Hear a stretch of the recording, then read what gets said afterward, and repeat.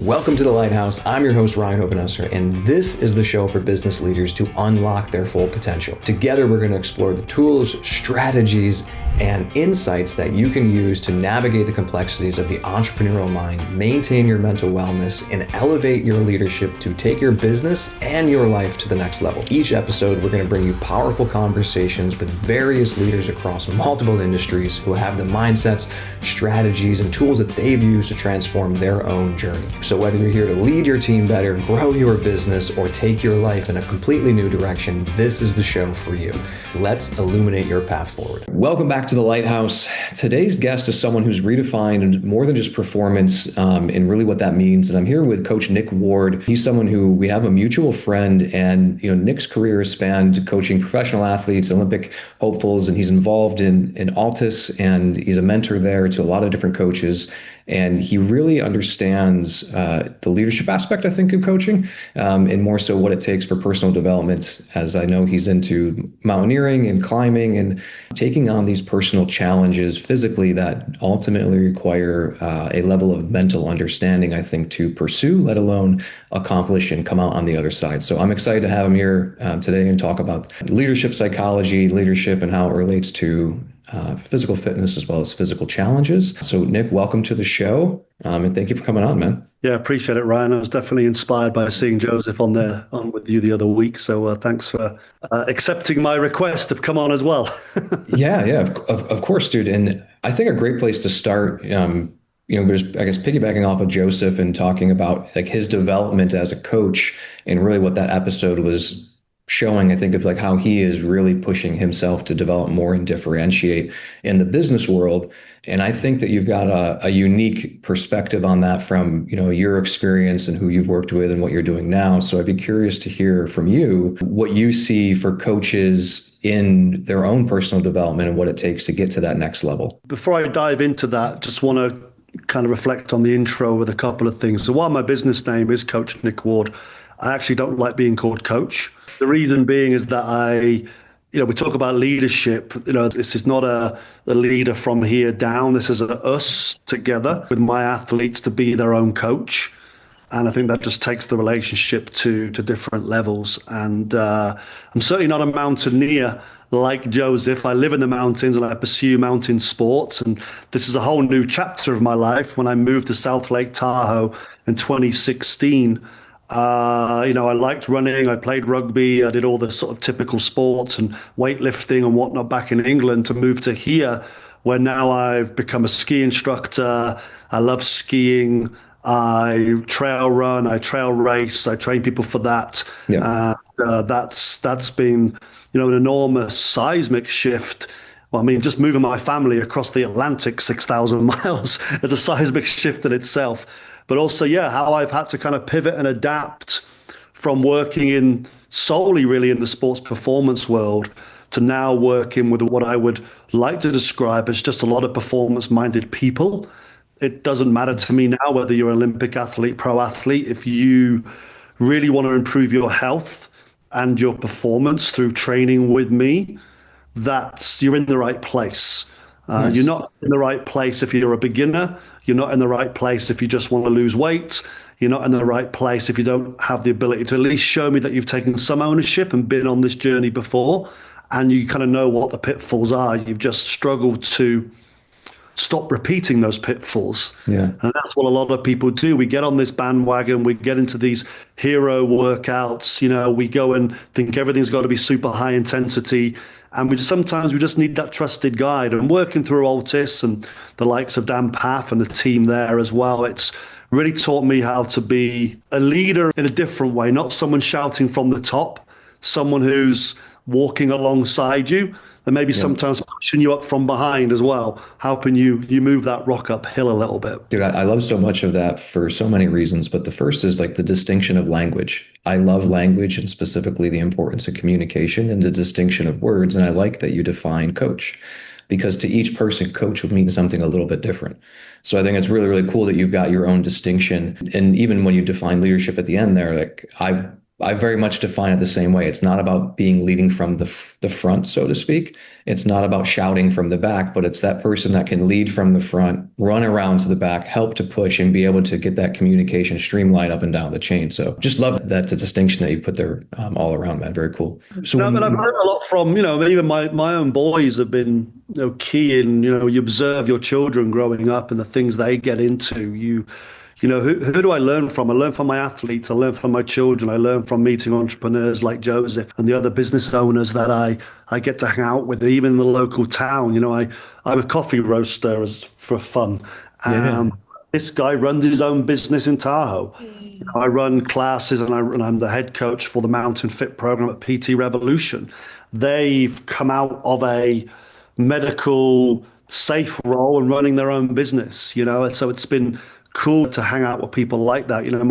My eldest boy was in the army, and watching how, although he was an officer or ranked, how he became a leader by his way of doing things with people, and the friends and group he has around him now. And my youngest son, how again he quietly finds a way to lead. He was the captain of his rugby team back in England when we were there in Sheffield, and just seeing how he's met his challenges on, they form inspiration for you that you can learn off. So I think as a leader as well, you have to keep your radar on to see what you can absorb and learn, and take from other people that just might highlight skills or things on your dashboard that maybe drop off your radar sometimes, that you can pay a little bit of attention to and draw that from others. Yeah, yeah. So one of the things that I like to talk about on the show is, leadership lessons. And I can tell by the things that you're talking about that you've had to evolve yourself quite a bit to understand leadership and be able to, like what I would call being self-led, where you can look to those that are quote unquote following and learn from them, but also allow them to lead. So I'd be curious, can you think back in your history of when you started to learn these type of lessons, and where that was or who it was from or anything like that? Actually, I can. I mean, I can go back as when I was 15, I first started coaching. Nice. Probably one of my earliest memories is I was coaching Abingdon boys under 12 B team. Bunch of kids who haven't really played soccer, misfits. The A team was the best team around. Everyone was kind of laughing and joking that I'd taken this team on. And, I think we got beaten like 14-1 in the first season against this A team and whatnot. And, 3 or 4 years later, we actually competitively lost 2-1 against this team, as these players, kids grew. But one of the biggest learning things there was we can often grow up and shape how we do things by the environment that we've experienced ourselves. We get shaped by that environment. Yeah. It's not until something shakes you and then fractures that environment and that experience that you've had that you realize things might need to be done a bit differently. In this particular example, the team hadn't played particularly well.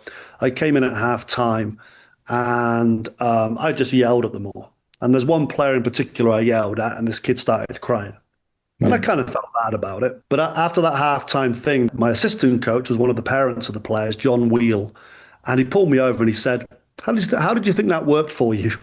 How did it work for the player? I've had many of these, what I would call mentoring moments, that just that one broadside, if you like, put across to me in the right way was a seismic shift then. It shifted my paradigm. So there is a different way to talk to people, a different way to get things out of people. At the end of the game, the players come in and I apologized. That wasn't the way I should have handled this. I apologized to the kid. And my ego wasn't so inflated that I couldn't feel I could do that. I wanted to show them that I can make mistakes and I can learn and be better. And fast forward several years, I was the assistant coach to the women's team at the University of Calgary. Yeah. And, a long journey, got off the bus. We're trying to do some kind of, active kind of preparation stuff. The game was the next day and they just weren't into it. And I just lost my shit with them, basically. And again, it was like one of the players actually came over and said, if you want to succeed here, this isn't the way you're going to communicate with this group of people, this group of women.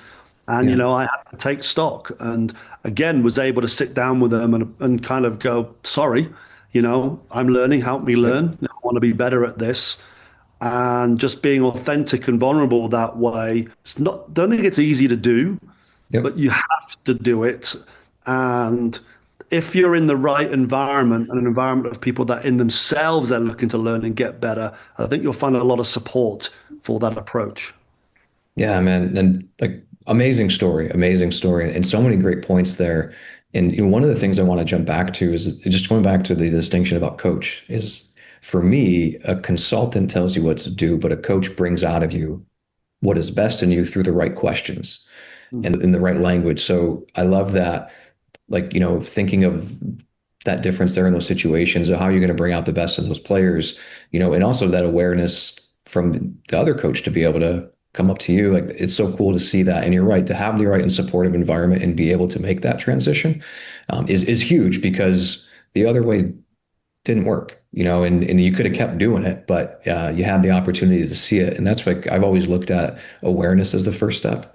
It's like, you can't change anything if you're not aware you're doing it. And a lot of times people aren't aware. Yeah, I mean, self-awareness is part of the educational path that I try to take all my athletes on. We go from self-awareness is the beginning of self-determination, and self-determination theory is one of the major kind of psychological theories that underpins my approach. Fast forward again another 10 years or so, and I was working for Durham County Cricket Club in the northeast of England for their academy squad. And the head coach there, a guy called Jeff Cook, literally said to me, "Look, Nick," he said, "we're here to help these young men become professional cricketers. Not many of them will be, but let's make sure they leave here as professional people." Yeah. Like, Yeah. a seismic shift, because there I was, the strength and conditioning coach, testing. You've got to do your programs. You've got to do this. You've got to do that, and actually realizing that this is just a small part of their life. How do I become someone, just like a teacher at school? We all have great memories of teachers that were instrumental in the way we went forward in our life. And I realized that part of being a coach is being a teacher. And helping guide people with lessons that hopefully they learn from and take forward. So I became less dogmatic about the testing and the strength and conditioning side of stuff, and really started to recognize that I didn't want people that were subjects of my training programs. I wanted them to be active participants, so not passive recipients. Active participants is kind of a phrase that I probably stole from somewhere. And that kind of, from my mid-20s, kind of sort of stayed with me ever since. Yeah, as you're saying that, I think a lot back to when I had my gym coaching athletes. One of the things that we ran into, and I'm sure you can relate, is there's a gap sometimes in skill level, or physical ability, or even just physical maturation between the athletes that you could have in a group session. And we would find that athletes would come from other places where they were kind of put to the side. Like, if you weren't on the A team, you went in the corner type of thing, and you were doing different drills. And that was one thing that I always saw as like an opportunity for us to differentiate what we did. Like, not just, and I guess it's not from a business standpoint, but more so from a human standpoint, is like, we're going to help your kid no matter what. Like, and I'm not going to teach them, they're going to get faster and stronger, but that's not the point of what we're doing. Like, the point is for them to have the confidence in themselves to be able to go out in the world and do this on their own down one day, or to have the knowledge base that when something comes up health-wise, they can navigate it. It's not about how fast you're running right now to go play freshman soccer. So it's really, really cool just to hear that perspective, because I think that that's lost sometimes. Well, you remind me now again of my PE teacher, Roger Stroud. He died recently, and I grew up in a single parent family from the age of 12. So you start looking for probably realizing other people to help guide and support. And he was definitely a key figure for me. But he pulled me aside one day again, and he said, "Nick, you just got to realize that people just aren't as good as you." Because I could be on a volleyball court, never played volleyball in my life, but I was still better than everyone else around me, right? I'd also never played volleyball before, or in running or whatever. So I'd yell at people. And he's like, "How do you help them get better?" So he, again, was very instrumental in me gaining a coaching mindset. That wasn't me about yelling at people, because they weren't trying hard enough. That's what I thought they were doing. They just weren't trying hard enough. It wasn't that they weren't trying hard enough, as you said. They just didn't have those skills. So how can I help them acquire those skills? Yep. So he was instrumental with me for that. And it's like, you don't always have to be, at the front all the time. You could be at the back helping other people out. And that same lesson came back to me probably my mid to late 20s. Chris Turner was the manager at Hartlepool United soccer team at the time. And he's like, "Look, Nick," he said, Everyone knows you're fit and you can run at the front with the fittest guys. They're not the guys that need you out there running with them. It's the guys at the back that need you. So learning to actually, and the metaphor's great, right? Lead from the back, push from the back. And then a year or so later, we're at another club, Stockport County, again, lower division teams. And I mean, I'm not saying this has got anything to do with where this player went on in his career, but there was a player called Ricky Lambert, and English fans will know this player's name. But he was unfit, out of shape. The player certainly had ability. God knows what was going on in his life. But I just used to hang out the back with him and just lightly encourage him. He needed to get his fitness back and was just kind of a voice there with him. Yep.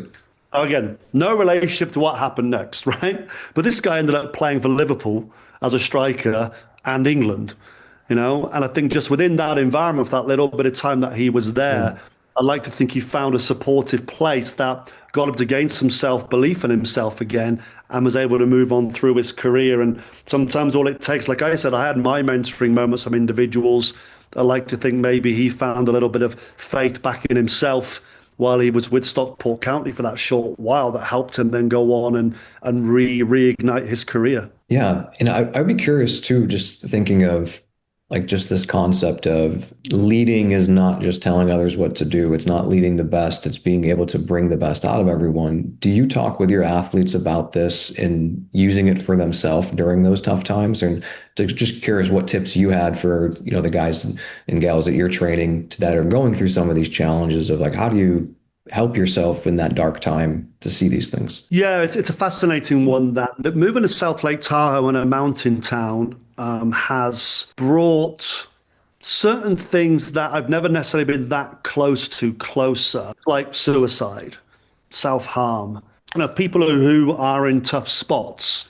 So those things have happened to me in my kind of community group in the past, but since living here, never quite so close to home. So there are people that have mental health issues or mental challenges to drive through. And I'm no expert in that area. All you can do is offer support, guide them in the right direction, and hopefully create an environment around them where they can talk about it. I run a women's group that train in my garage 4 or 5 times a week, Yeah. And at times I've set the program. I walk out so they can talk, and some things won't get relayed to me.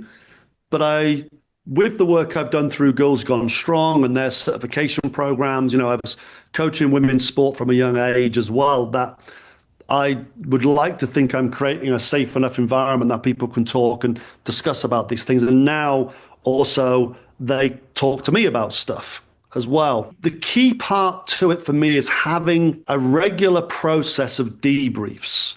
One thing that Coach Path has taught all of us, the people that have been through Altis on the mentorship, and now how we extend this through the MSc, is what he's always called the art of the debrief. And he took it from military strategies and whatnot too.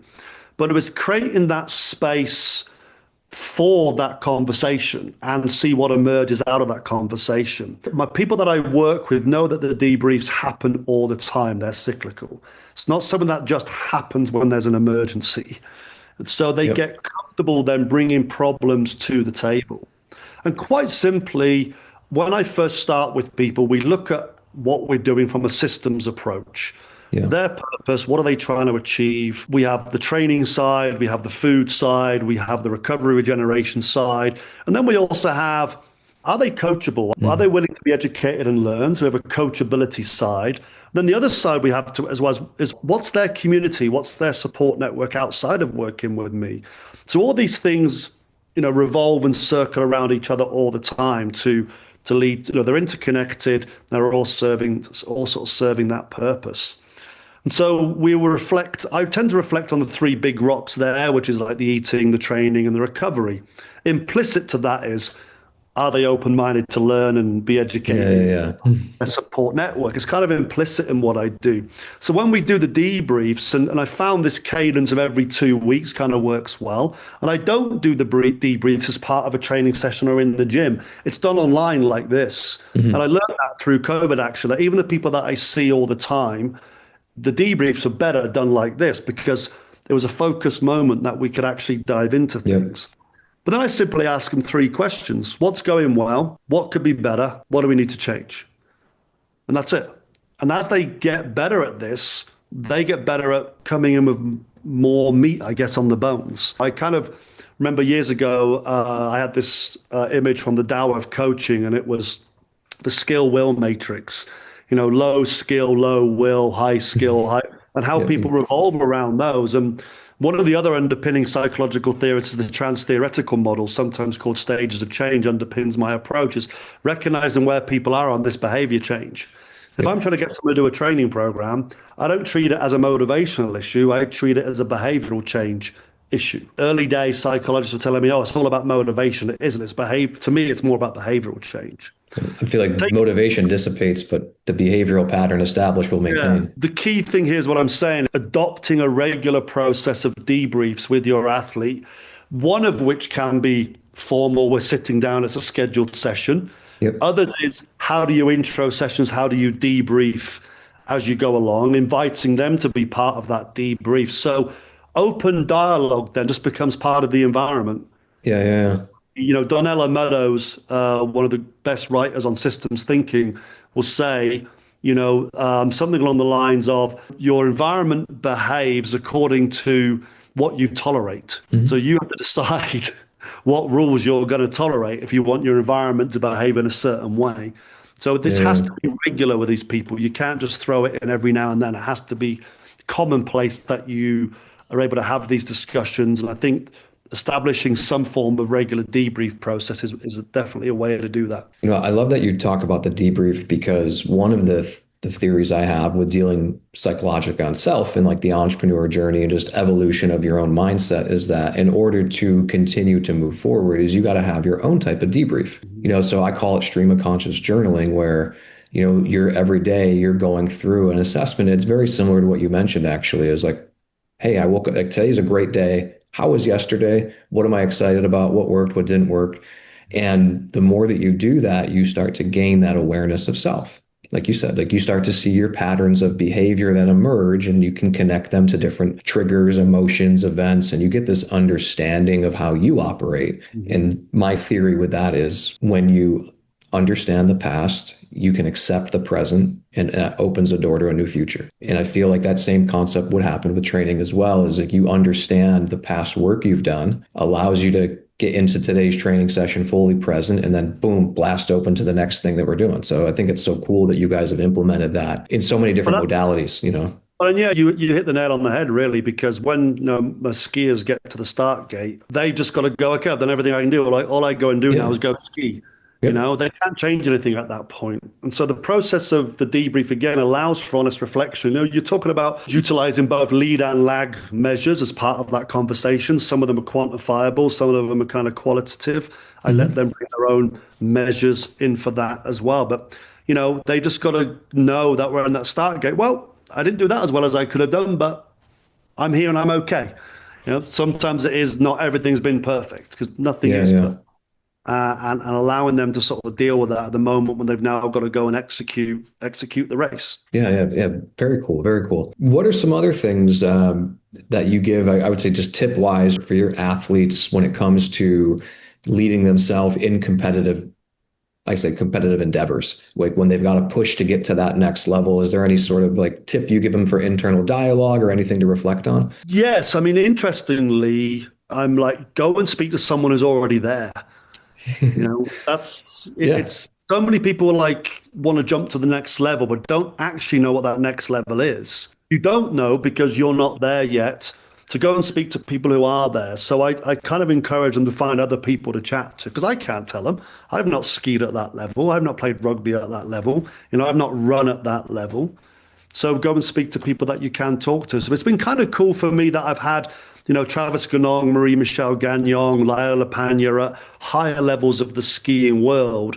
And I'm training a lot of junior people on that pathway. So I can sit back and kind of look at the requirements physically, the demands, but I still don't really know how you embody that as a person, because that isn't me. It'd be wrong of me to do that. So I think when you are looking to go to that next level, you need to truly understand what that means.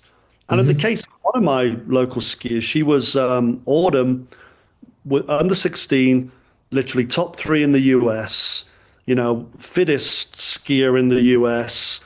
And her decision was, I don't want to ski anymore. Yeah.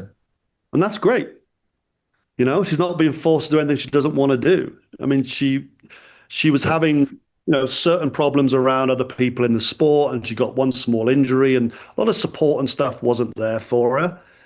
But looking at what the next level meant, what it means going to like fist level skiing, the commitment, she does, what do you call it? Well, she's doing like wing foiling and some lovely photographs of a recent Dominican Republic. She's doing that kind of high ribbon type stuff, kind of almost Soleil type stuff, She's rock climbing, and she's like smashing the rock climbing levels right now at our local club at Blue Granite and getting out and doing that stuff. So as a young person, going back to what we spoke about earlier, this is about her continuing her life with the skills and the approach she's taking into other things she wants to put herself into. So while I'm now not training potentially one of the US's best skiers anymore, I'm still training a person who's evolving into other adventures in her life.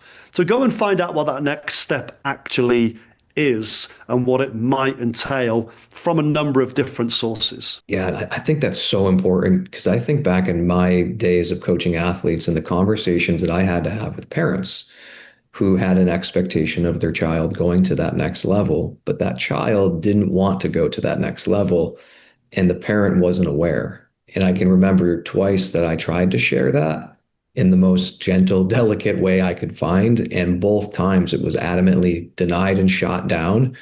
And then both times, years later, it came back to hurt, unfortunately, the relationship, but with the father and with the athlete. And I've also heard the other side of it too, which is really amazing, where I've seen a parent sit down and lay out everything.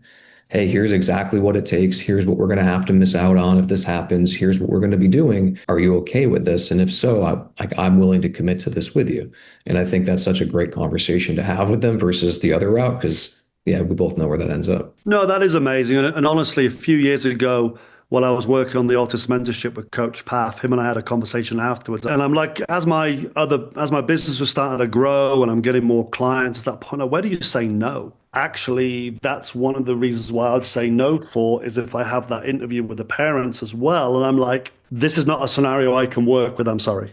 So I was able to say no to work, paying work, because I don't feel I can be successful in this environment. The people that are working with me have parents that we can sit down, have the discussions. It's a two-way street.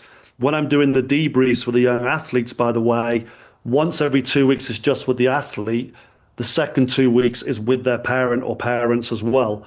Nice, so it's nice. I bring that in and out. So let's take, even improving their nutrition. That's not just a 15-year-old's problem. Oh, yeah. Right? It's a whole family issue to work on nutrition. So you got to bring them into it that way. If they're not coachable, or they don't have that open mindset, you're not going to win, and you're just going to be banging your head against stuff all the time. It's like when you see some of the people online and they're running camps and they're doing testing, and the parents are just all interested in the numbers, and they're not necessarily interested in the quality experience that their kids might get being on this and where it might lead them to next. It's unfortunate that's still very prevalent in our world, is that pressure from parents. More so than the kid wants to do. I saw that so much in soccer and hockey. Like that was the two places that I saw it the most in the travel sports, and for someone never playing that in my own childhood, I didn't witness it. So to your point, you don't know unless you've seen it, the experience, or how to navigate it. It wasn't until I became a coach and I started working with these athletes and seeing this environment they were navigating that I was able to get the skill sets to help them, because I never navigated it. I leaned a lot on my friends who played at higher levels than I did, because I wasn't sure what that was like. Very cool. So thinking about like leadership and this evolution we've talked about, what would you say is something that you've had to let go of in order to get to this place where you can step back and teach the kids and show them these skills and understand it's not about what you want or winning? Can you think back of any habits or leadership, maybe bad habits that you had to get rid of or let go of over the years? Bad habits. Oh, geez. I think the biggest thing was realizing that ultimately they're accountable, not me. Yeah. So much it was, on me, on me. I'd go to bed dreaming about it, not getting to sleep about stuff. And I had to put the responsibility on them. It's my responsibility to provide a program in the broadest sense that really is about guide rails, guidelines, offering suggestions. The suggestions, obviously, as I get more experienced, are not just based on what I've learned academically in textbooks, come from, hey, well, this kind of worked for this person. There's someone who moved a bit like you that this, let's just take a real simple example. Should you squat or deadlift, right? It's like someone who moves like this found this a better way of developing lower body strength. Someone who moves like you found this a little bit of a better way. So I found ways to not lump everyone together. Yep. Try to start treating people more as the unique individuals that they are, but still recognizing that there's similarities between these. So you start, our coach Dan Path talks about mailboxing people. So, I've kind of got these characteristics, these abilities, these levels. So for convenience, I needed to stop going, here's everyone's program, and just get better at my job at devising different ways that, for what people need based on their level of progression, certainly when you start getting into full-time professional teams, I mean, players are on all different levels of readiness, games they've played, injuries, wife's pregnant, not getting sleep.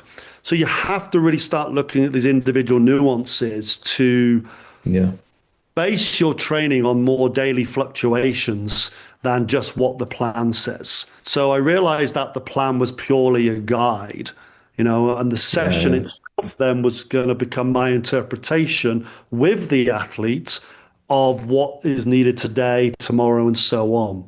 So I had to let go of big planning structures, big annual plans. Let's stay rigid to this because this is what's on the plan.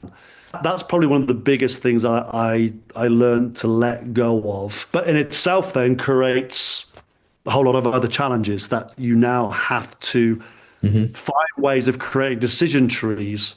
And this is why, though, it's so important to work with the athlete and stop wasting time creating and providing programs that no one does, because you haven't really engaged them and engage them as the active participant. And I think like that is like the I would call that the art of coaching, like what you just described. That's the art of coaching.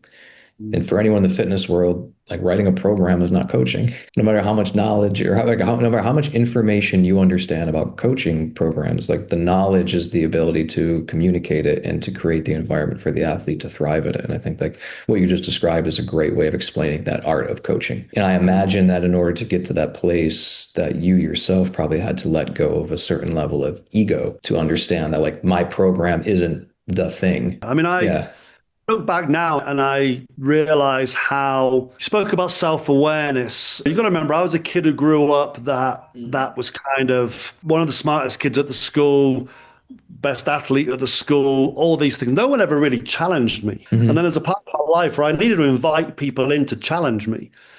So I was really aware of my impact on my environment. So how did I engage in my environment? So the self-awareness, but then my social awareness was really cool. So over time, I became more socially aware of what my interaction with the environment was like and how sadly lacking I really was as a person. I didn't really interact very well with others. I probably wasn't a nice person to play with. Were you focused a lot on me? Yeah. Are you familiar with spiral dynamics and value systems? Not actually, no. Well, so just to, we'll jump back in, but this is really cool because you're explaining in like the real life experience of value evolution, so there's a spiral dynamics as a value system where over time, they look at cultures and they see that there's an evolution of values that occur and going like, so basically red is me to take on the world, and you evolved into blue, which is like the righteous us. You understand that there's other people. So it's really cool to see you describe that evolution, exactly how it happens, man. It's really awesome. Cool. Yeah, I mean, I kind of feel like I was always metaphorically a scrapper. I was That's right. Even in my career as I go forward now, when there's been times of ups and downs, it was only really the last few years where that really became evident to me even now, that if you're in a battle, you want me on your side. Mhm. Well, that's where there's always what's interesting about it is like there's not a bad, like there's not to say that you don't want any color of the values the way that they're expressed, but there's a healthy amount for each person to have. And you could be a healthy red, whereas like, yeah, like you're the guy that we want on our team. Yeah, and you're right about that because I also recognize that there was a time where I went, oh, I've got to really reduce my aggressiveness and bring that Mhm. right down. And then I was totally ineffective. So that idea of having that dashboard of recognizing in social awareness what lights flash that are out of my control Mhm. versus which ones am I turning the dial up on. And full confession here, not many people know this. At the age of 15, I was sent to see a child psychologist. I was getting pretty aggressive and somewhat violent, and people that know me from my hometown knew I went through a phase, and I'm not saying I've lost that altogether, but it was a pretty tough time, and maybe I didn't really realize it was a tough time, but I had to go and see a child psychologist. And what that child psychologist at the time spoke to me about was the light switch. It's like when your light goes on, who's switching it on, you or somebody else? And so Mhm. that was a recognition that I can get sparked up by others. And when I go into environments, again, how much am I emotionally driven to respond and act in a certain way? So I think that's some stuff, again, which I've been able to help those young athletes with. I was that kid that did get into a bit of trouble and whatnot growing up as well, and messed up on a few opportunities through some very bad choices. That without having to go into that with them, you can kind of share that and maybe help steer them a different way by just by recognizing maybe that they're a bit of a red light going on here or there too. Yeah, and so just with a little bit of history that you shared to me, it makes sense what you just shared to me too about what your experience at 15. And it's really cool how you understood like you were using that thing for a reward because it was getting you what you wanted. It just wasn't the best thing to use at that time to get what you wanted. And it's cool that you've learned over time how to evolve that, if that makes sense. Because a lot of people don't, and you've probably seen an adult that's 40, 50 years old who thinks that the only way to get what they want is with anger and force, and that ends up not working. Yeah, And they no, get in for sure. trouble, so it's Yeah. that evolution of thought that you were able to go through that experience, like your experience forced you to have it, basically. Yeah, and conflict resolution was me. Then I started avoiding conflicts. Yep. Because I only had a very small set of skill sets to know how to deal with Mhm. conflicts. Well, So I yeah, started, that's the opposite. So we don't know what to do without using this thing, so we don't do anything. yeah. Fortunately, I've definitely moved on from that since Yeah, then. yeah. Oh, I can tell just from talking to you. Yeah, but and that's what's really cool is to be able to connect all these dots to see Yeah. that evolution. And I think just to kind of wrap up what you were talking about in your experience with that and tying in this idea of values. So one of the things is that your values are housed inside of your nervous system. And if your environment you exist in represses those values that you have, you can feel that, which is why people might trigger you. You might walk into if you go back to a certain, let's say, place in your hometown or you're on a certain area, like you just don't like the feeling or there's something off with it. It could be what's called a conflict of values. So there was probably a conflict of values going on, which is why all that stuff happens. And it's just really cool, I guess, from my perspective, to see that you were able to evolve yourself. Like, that's awesome, dude, which is probably why you're so smart. Where do I spend the money for the counseling session? uh, sorry, I just had to connect all the dots because it was cool. That's awesome. That's really good. Good to And hear. that's how my brain works, is I just see the patterns and they all line up. Yeah. Yeah. So, what would you share with anyone listening today if they had to improve their leadership, whether it be for their coach or just themselves? What would be one tip that you'd give them? Wow, it's obviously hard to give one tip. Or maybe a resource tip or either or both, either one. Well, I would say that one of my favorite quotes is study as if you'll live forever and live as if you're going to die tomorrow. It's often attributed to Mahatma Gandhi, but I found out, interestingly, it was by one of the first priests that started to preach philosophy. And his name was St. Edmund, and he came from my hometown of Abingdon. And I didn't connect that dot for years, and that was just incredible to know that one of my kind of sayings or phrases that I try to live by. And so I continually be open-minded and absorb, as I think people say, Bruce Lee said this one, absorb what's useful, disregard what isn't, knowing that some things come back round again, and take those opportunities to learn from people that have done more than you. I find a lot Mhm. of the young coaches, for some reason, they almost seem to get embarrassed or they're shy to ask me questions or learn off Mhm. me. as if I'm going to like expose some weaknesses in them or whatever. And they just take advantage of and recognize there's people around you that can really help. And the greatest thing I learned from Coach Paff as a mentor, he's really excited about helping people. I'm really excited about helping people. Ask Joseph on the program, on the master, all this. I'm excited to be there. And not because I feel that I've got something to share that might help other people learn. They've got things to share with me as well. Why am I here now with you? Because I've met Joe. This connection's helped.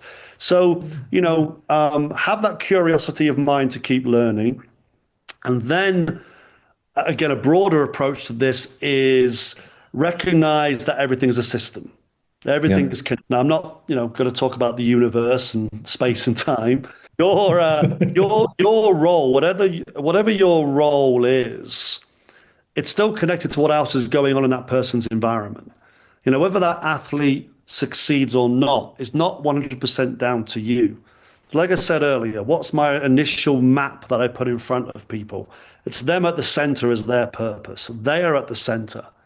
And then it's, how are we training? How are you eating? How are you resting, recovering? How are you learning? How is your community supporting you? And connecting those dots together as well. So I definitely would encourage people to be a specialist at being a generalist. You've still got to be the expert, if you like, in your area and do your job really, really well. But just take a bit of a broader lens and see what else could be involved here that is either positively influencing outcomes or might be negatively influencing outcomes. And then, as part of your system, how do you engage your network or your athlete's network to find the right support to build that? Because, you might be the coach around that athlete, but that athlete also needs a team around that team. And that team around that team. So you're always seeing it as ever rotating kind of circles. In that systems theory.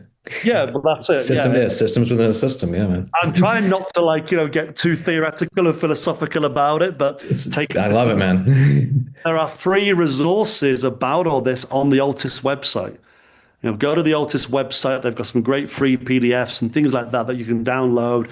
2 or 3 pages, not a whole manual about it, but just to get you, I guess it ties in with learning. Be curious to go to that website and pick up on some of those free resources that they have. Awesome, man. So where else can everyone find you if they want to find you, Nick, besides Altis? We can check out the Altis website for those resources, but where can they find you specifically? All right, Bear Roots Coffee Shop, South Lake Tahoe, best coffee in Tahoe.